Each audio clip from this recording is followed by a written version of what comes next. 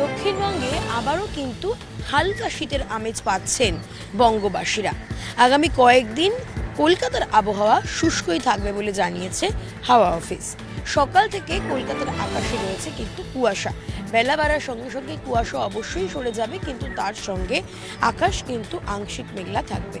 এই মুহূর্তে বৃষ্টিপাতের সম্ভাবনা কলকাতাতে নেই, তবে শীত কিন্তু আরও কয়েকদিন থাকবে।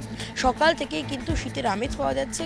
গত কয়েকদিন ধরে হালকা খানিকটা তাপমাত্রার পারদ বৃদ্ধি হয়েছে, তবে আজকে কিন্তু তাপমাত্রার পারদ খানিকটা নিম্নমুখী।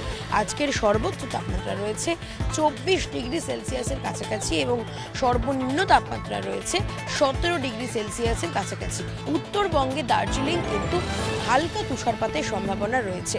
উত্তরবঙ্গে ঠান্ডা এই মুহূর্তে বজায় থাকবে আরও বেশ কয়েকদিন, এমনটাই জানিয়েছে আলিপুর আবহাওয়া দপ্তর।